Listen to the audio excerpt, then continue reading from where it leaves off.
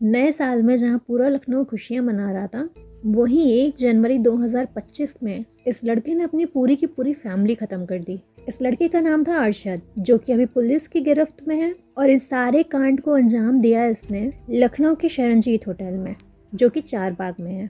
अरशद ने अपने 4 बहनों और माँ की हत्या की और शायद इस हत्या को करने में उसने अपने पिता और किसी की भी हेल्प ली थी, लेकिन तीसरे आदमी का भी नाम सामने नहीं आया है। 4 बहनों में से 2 नाबालिग थी और 2 18-19 की एज की थी। होटल में अपनी माँ और बहनों के मुंह में कपड़ा भरा, उसके बाद उनकी गर्दन कस के कलाइयों की नस काट के उनकी हत्या की और उसका वीडियो भी बनाया। लेकिन इस कहानी का सबसे बड़ा एंगल तो तब सामने आता है जब अरशद अपने ही रिलीजन के लोगों को टारगेट करता है। अपने किए धरी का सारा ब्लेम वो डाल देता है पूरी एक कम्युनिटी पे। इन सारी चीज़ों को देख करके लखनऊ पुलिस को तो यही लगा कि अरशद एक शातिर अपराधी है। उसने सोच समझ करके पूरी फैमिली को मारा और पुलिस उसे ना पकड़े, इस वजह से उसने खुद का भी वीडियो बनाया। और जो कुछ भी उसने उस वीडियो में कहा, उसे सुनकर आप लोग हैरान हो जाएंगे। चलिए फिर वीडियो को शुरू करते हैं।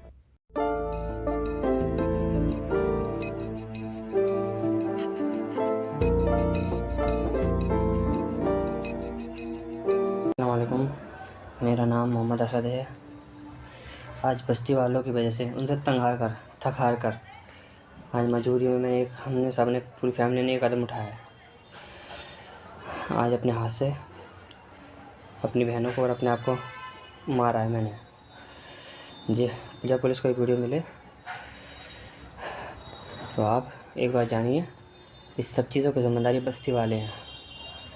उन्होंने हमारे घर छीनने के चक्कर में न जाने कितने कितने हम लोग जुल्म कर, हमने आवाज़ उठाई लेकिन हमारी किसी ने न सुनी आज तक। इसलिए मजबूरन आज हमें 10-15 दिन हो गए फुटपाथ पर सो रहे हैं, ठंड में भटक रहे हैं। हम बच्चों को ये नहीं चाहते बच्चे ठंड में भटकें। हमारा घर इन्होंने छीन लिया है, मकान के पेपर्स हमारे पास हैं और जो हम मंदिर का नाम करना चाहते थे, अपना धर्म परिवर्तन करना चाहते थे, इसलिए हमने इसके कागज़ सारे अपने पास रखे हुए हैं। पुलिस को एक वीडियो मिले तो लखनऊ पुलिस से, योगी जी से ये गुजारिश है कि इन जैसे मुसलमान कहीं मत छोड़ो। आप अब जो कर रहे हो बहुत बढ़िया कर रहे हो, क्योंकि ये मुसलमान हर जगह ज़मीनों पर कब्ज़ा करते हैं और लोगों पर जुल्म करते हैं। न जाने कितने कैसे गैर कानूनी धंधे करते हैं, नकली नोटों के धंधे करते हैं। हमने बहुत इनके खिलाफ़ कार्रवाई करने की कोशिश करी, हम नहीं करवा सके। और हमारी मौत के ज़िम्मेदार सबसे मेन जो इंसान है वो पूरी बस्ती है। और उससे मेन जो इंसान है रानू और आफ्ताब अहमद,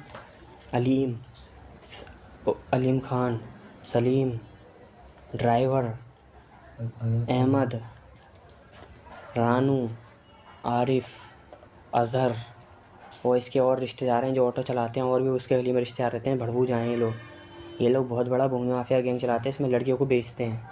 इन लोगों का यही प्लान था कि हम लोगों को जेल पहुंचा के हमें दोनों को किसी भी प्लान झूठे इल्ज़ाम में जेल पहुंचा कर हमारी बहनों को हैदराबाद में लड़की सप्लाई करता है एक सामने घर के सामने वाला, उसके हाथों हमारी बहनों को बिकवाना।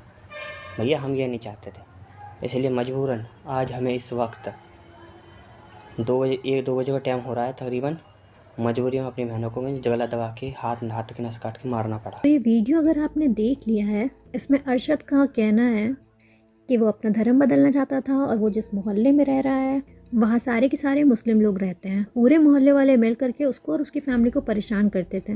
और अरशद का कहना है कि इस बात की पूरी जानकारी उसने पुलिस को दी थी, पर कोई भी उसकी कंप्लेंट नहीं सुनता था।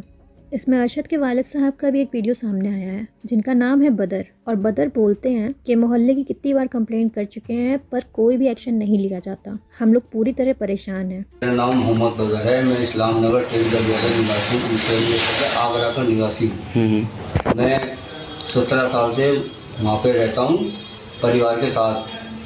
कुछ लोग मेरे परिवार को बहुत ज़्यादा 17 साल से तंग कर रहे हैं, वो अब मैं बहुत ज़्यादा परेशान हो चुका हूँ।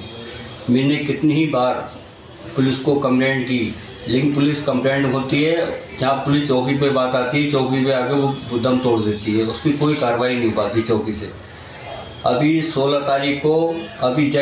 तारीख को उन्होंने मुझसे बेवजह झगड़ा किया। मैंने पुलिस में कंप्लेंट कराई तो शाम को हम पे दबाव डाल के पुलिस ऑफिसरों ने उसको समझौता करा लिया।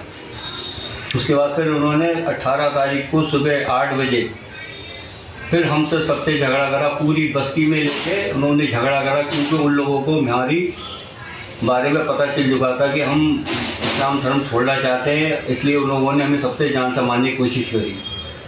हम लोग पूरे परिवार के साथ सड़कों पर परेशान हैं और वो हमें जान से मारना चाहते हैं। वहीं अरशद की वीडियो में आप देखोगे तो वो बोल रहा है कि हम लोग को फुटपाथ पे सोना पड़ता है इतनी ठंड के समय में, क्योंकि मोहल्ले वाले रहने नहीं देते घर में। और तो और उसके मोहल्ले में साजिश होती है, क्योंकि ये लोग राम जी का मंदिर बनवाना चाहते थे और साथ ही साथ अपना धर्म भी बदलना चाहते थे और हिंदू धर्म में आना चाहते थे। और तो और घर में 4 बहनें थीं और घर के सामने जो लड़के रहते थे उनका टारगेट था इनकी बहनों को उठाना। और अरशद इन सारी चीज़ों से अपनी बहनों को बचाना चाह रहा था, इसलिए उसको लगा कि इन सारी चीज़ों से बचने के लिए मर जाना बेहतर है, क्योंकि पुलिस कोई भी एक्शन नहीं लेगी। अगर वो ही सिर्फ यहाँ से भाग जाता है तो उसकी बहनों के साथ कुछ भी गलत हो सकता है। ऐसे करके उसने कई सारे मोहल्ले वालों के नाम लिए और अपने आसपास के अपनी ही कम्युनिटी के कई सारे मुस्लिम लोगों को टारगेट किया, जिसमें से वो अपनी वीडियो में बोलता है ये लोग बहुत गंदे होते हैं, नकली नोट छापते हैं और लड़कियां बेचते हैं, ज़मीनों पर कब्जा करते हैं और मारकाट करते हैं। ये सारी बातें वो अपनी वीडियो में बोलता है। अब ये सारी चीज़ें देखते हुए पुलिस उसको पकड़ लेती है और फिर जांच तो बैठाई जाती है कि क्या सच में ऐसा कुछ हो रहा है, क्या इस एरिया में कोई ऐसा है जो ह्यूमन ट्रैफिकिंग करता है। लेकिन अभी तक कोई भी बात ऐसी सामने नहीं आई है। बारे में यही जानते हैं कि वो मतलब गलत था लड़का, तो बहन भाइयों को भी नहीं देख सकता, माँ को भी नहीं देख सकता, यहाँ तक कि कुल मिला के वो मोहल्ले बस्ती वालों को भी एक अलाउ से गाली देता था, बदतमीजी पेश आता था, वो मारा तोड़ी करता था, भीतर ही भीतर बच्चों को रखता था, बच्चों को बाहर नहीं निकलने देता था। क्या काम करते थे ये लोग? हैं? क्या काम करते थे? काम क्या दिखाने के लिए मैक्सी ले जाता था, थोड़ी बहुत धर के मैक्सी ले आता था। वो ना बिकती थी, जने अल्लाह जाने बिकती कि ना बिकती, तो लाके घर रख देता था वो। फिर पूरे रात और मोबाइल चल रहा है, रखवारी। वही मोहल्ले वालों की बात सुन करके लगता है कि अरशद और अरशद के वालिद बदर, इन दोनों का मोहल्ले में किसी से भी कोई लेना देना नहीं था, बल्कि अरशद से पूरी फैमिली परेशान थी। वो कोई काम वाम नहीं करता था, हालांकि वो कभी कभी मैक्सी बेचने जाता था और जितनी लेके जाता था उतनी ही हाथ में वापस ले आता था, जिससे कि उसकी फैमिली भी काफ़ी परेशान थी। हमेशा घर में छोटी बहनों को मारता पीटता रहता था, माँ से झगड़ा करता था, पिता से झगड़ा करता था। और इसके मम्मी पापा 17-18 साल पहले लखनऊ आए थे। उन लोग ने यहाँ पे 100 गज की ज़मीन ली थी, जिसमें से 2024 की फरवरी में 50 गज पे घर बनवाया था और बची हुई 50 गज बेच करके ही 50 गज पे घर बनवाया था। किसी तरह इन लोग के घर का खर्चा चल जाता था। अरशद पूरी तरह निकम्मा था, जिसकी वजह से बदर ने परेशान होकर के जो 50 गज की ज़मीन पे घर बनवाया हुआ था वो अपनी बेटियों के नाम कर दिया था, जिस वजह से अरशद बहुत गुस्सा भी हुआ। अब उसके घर में माँ बाप दोनों ही नहीं चाहते थे कि अरशद को प्रॉपर्टी में से कुछ भी मिले, क्योंकि वो पूरी तरह से निकम्मा है और बनी हुई चीज़ को भी बिगाड़ देगा। अब इस कहानी के दोनों पहलू देख करके आप समझ सकते हो कि इस कहानी में क्या क्या हुआ है। जहाँ 5 दिनों से सारे न्यूज़ चैनल पे जो भी लोग ये न्यूज़ देख रहे थे उनकी सबकी प्रेडिक्शन थी पहले से कि इस लड़के का पहले से ही टारगेट रहा होगा अपनी पूरी फैमिली को मारने का। इस बात की खुन्नस में कि सारी जो संपत्ति है वो बहनों के नाम है और पहले से ही सारी चीज़ें इसने डिसाइड कर ली होंगी।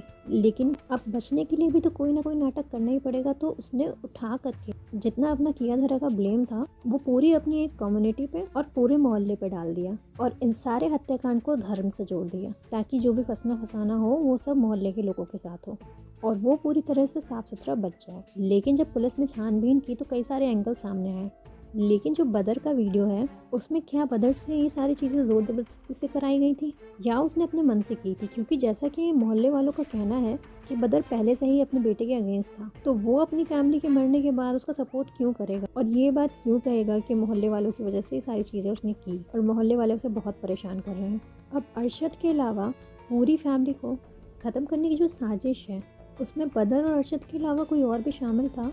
इस बात का पूरा शक पुलिस को भी है कि वीडियो किसने बनाई। फिलहाल अरशद को तो पुलिस ने अरेस्ट कर लिया है, लेकिन बदर अभी भी गायब है और उसके सारे रिलेटिव्स में पूछताछ हो चुकी है, आस पड़ोसियों में हो चुकी है और जहाँ जहाँ तक इसका लिंक जा सकता था वहाँ तक पूरी इंक्वायरी हुई है। पर अभी तक बदर का कुछ भी अता पता नहीं है। उसको किसने छुपाया है, शायद इसमें तीसरा भी कोई शामिल हो सकता है। तो अभी तक जब तक इसकी पूरी रिपोर्ट नहीं आ जाती तब तक तो ये वीडियो आधी अधूरी है। बाकी आप कमेंट करके बताओ कि इस सारे लखनऊ हत्याकांड के पीछे आपका क्या सोचना है। लेकिन हम अपने कहें तो अब लखनऊ में भी इतने बड़े बड़े कांड होने लगे हैं, क्योंकि लखनऊ पहले सेफ फील होता था। शायद इसलिए क्योंकि ये मेरा बर्थ प्लेस है, मेरे पेरेंट्स का बर्थ प्लेस है और मेरे ग्रैंड पेरेंट्स का और उनके ग्रैंड पेरेंट्स का भी बर्थ प्लेस है। मतलब हम तो पूरा प्रॉपर लखनऊ से हैं, इसीलिए हमें तो ये सारी न्यूज़ सुन करके बहुत ही बड़ा झटका लगता है।